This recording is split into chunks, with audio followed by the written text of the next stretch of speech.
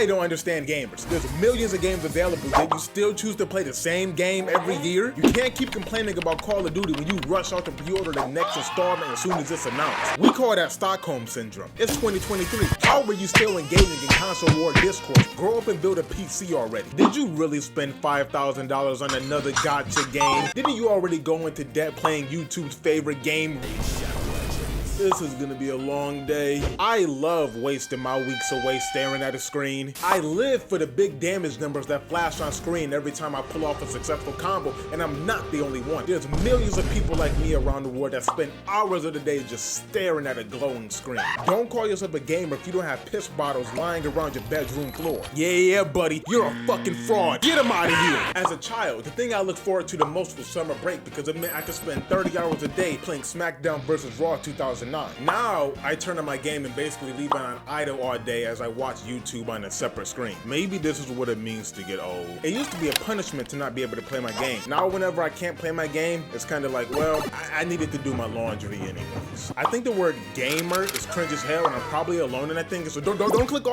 The cringe part isn't the labeling itself. The goofy part is making playing video games your entire personality. For example, I am a gamer, not because I have no life, but because I have many lives. You wear shirts like that in public, you deserve whatever comes your way. Calling yourself an adventurer because you have over 1,000 hours across the Legend of Zelda series. Telling people you have a passion for architecture because you spent a year building a 3-story McMansion in Minecraft. That's not crazy to you? Really, I'm being too harsh. When I was younger, I used to tell people that I was going to be a Pokemon master when I grew up. Then I played in my first tournament at GameStop and lost in less than 5 minutes. Listen, I get it. You take pride in your hobby. But what I'm not getting is blaming your love of video games for the reason that women do not want to be around you. Is it really your all-nighters? Or could it be because you don't wear deodorant when you go outside? I'm not naming any specific groups, but I will say that a certain party fighting game has tournaments across the nation that will disqualify you if you show up smelling like spoiled milk and old condoms. We had a gaming club in high school, and one meeting was enough for me to see that stereotype was completely true.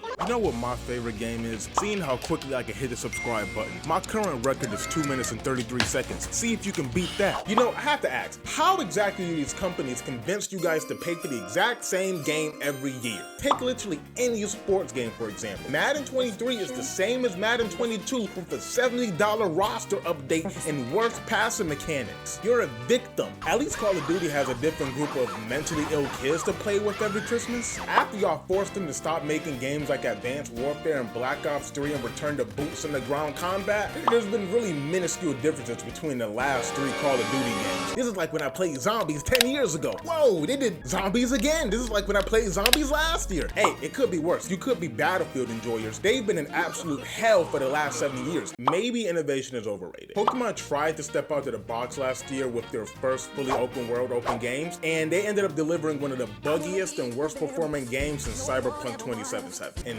that is why I sail the high seas.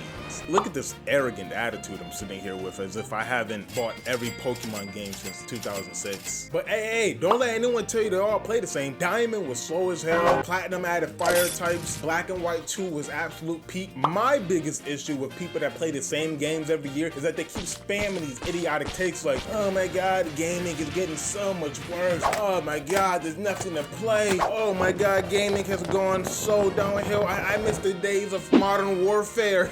Now we just have Modern Warfare 2. All you play is Battle Royale games. Of course you're bored. Explore some other game genres for once. Have you tried Pokemon, Fire Emblem, Animal Crossing? Funny enough, you don't hear the CSGO and League of Legends one-trickers complaining about not having anything to play. They just lose 10 placement matches in a row and continue to cry in their corner of the internet. Overwatch 2 literally being Overwatch 1 DLC completely fits into the whole gamers love playing the same game rant that I've been on for the last 2 minutes. I spent 20 hours on Overwatch 2 and stopped when I realized that I like the smell of outside air. Still participating in console wars in 2023 is crazy. At this point, there isn't even a large enough difference between the PS5 and Xbox to continue picking a side like Bloods and Crips, especially with Microsoft doing everything in their power to make their own home console absolutely irrelevant. But hey, the main thing separating the two is their exclusives, and it's been 3 years and the PS5 still only has like 2 games exclusive to the PS5. And no, don't you dare come to PS4. PS5 is literally a paperweight right now. You didn't pay $500 just to play Fortnite in 4K. Kill the PS4 off already and move on? Why do you even care which system is better at this point when all you're gonna do is play Fortnite in a yearly basketball simulator? You never see Nintendo children getting involved in these childish debates, mainly because they're too busy hating on Nintendo games to even participate. It's like a Coke, except all the members know they're being poisoned, but the punch tastes too good to stop drinking. But hey, one of those ice cubes is in the shape of Xenoblade Chronicles, so I'm on my 5th glass right now. I can't stand this underpowered tablet. Steam Deck aficionados have been cyberbullying the Switch for the last 3 years, and there's really nothing more you could say at this point. Speaking of the deck, has there ever been a time where you're enjoying the discussion about the inner workings of Animal Crossing on the Switch, only to be interrupted by an odor so foul the hair in your nostril literally starts to set ablaze? Unaware of the source, you quickly go back to the comment section, only to be greeted by what could only be described as unholy.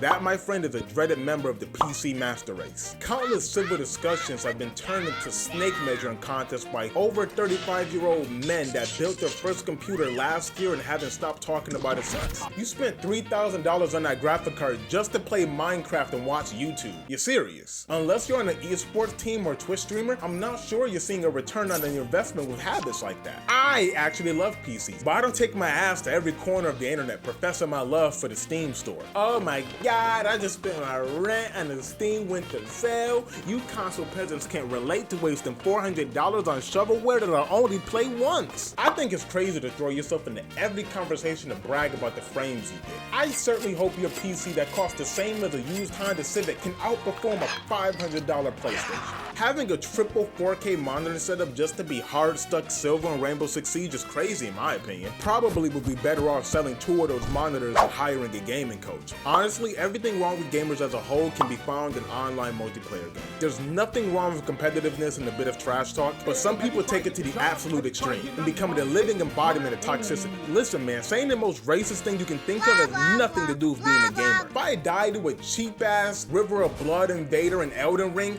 I can't send that person terroristic threats. I'll have my door kicked in by the FBI and get waterboarded in front of my dog. It doesn't make the situation better. You still got cooked. The worst thing that happened in multiplayer gaming was the commodification of rage. Getting donations because you had an aneurysm on stream during the Valorant match has incentivized people to be as toxic as possible, with the hopes of going viral on TikTok or ended up on the front page of r/livestream fails. Have y'all tried getting a fucking job? There's nothing more annoying than getting paired up with a kid that has Twitch TV in their username. They're either gonna be the best player in the entire lobby or the worst player you've ever come across. My favorite genre of TTV gamers are the ones that break off on their own, die within the first 45 seconds, and immediately leave the match.